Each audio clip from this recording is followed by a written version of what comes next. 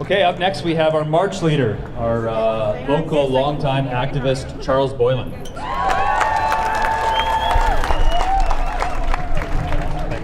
Thanks, Dan. And in all these occasions, we, of course, open by acknowledging that we're on unceded Tsleil-Waututh, Musqueam, and Squamish territory.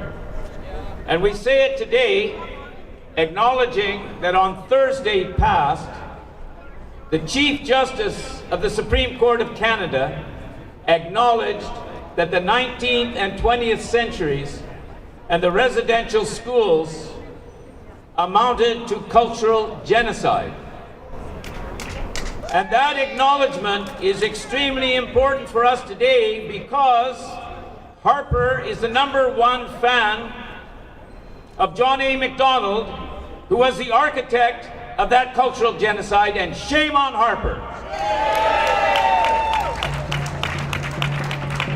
The fight against Bill C-51 is part and parcel of the fight for the democratic rights of every section of Canadian society, but especially all those who are in dissent against the neoliberal agenda of the Harper government, an agenda for war, an agenda for depleting the planet of its resources, of exporting oil across British Columbia's lakes and rivers and ocean, and an agenda for enriching the very rich and impoverishing the rest of us. And we say no to that agenda, and that's why we need our rights.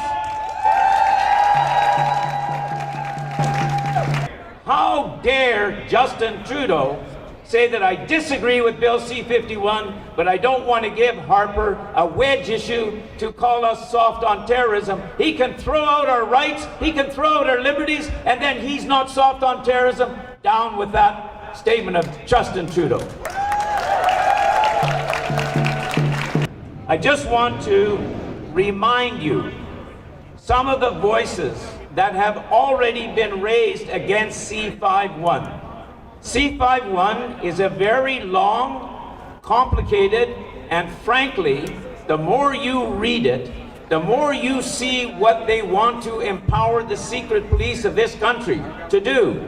To bug your computer, to hook up to your cell phone, to intervene against people, to have a week to put people in prison. All some indigenous group that is going to have a demonstration need to do is announce they're having a blockade somewhere, and CSIS can sweep down, arrest the whole bunch of them, put them in jail for a week.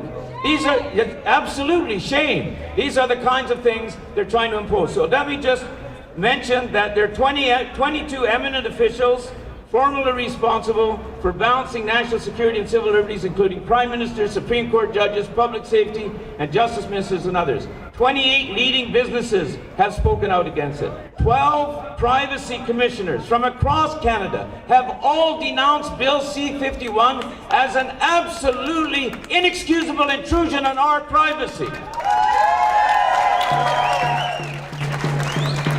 There's 106 law professors from across Canada, as well as the Canadian Bar Association has denounced this. There's 100+ civil society groups and experts, including Canadian Journalists for Free Expression, Open Media, Canadian Internet Policy and Public Interest Clinic, Lead Now, Canadian Civil Liberties Association, British Columbia Civil Liberties Association, Amnesty International, National Council of Canadian Muslims, BC Freedom and Information Association, and on and on. People across this country include over 200,000 so far emails to Harper government saying, stop Bill C-51 now.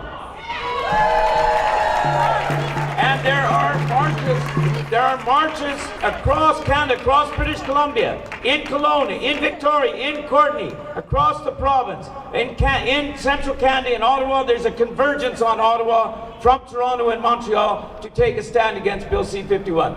So I encourage everyone, if you haven't signed a letter yet, there are form letters dated today, May 30th, under that little table over there.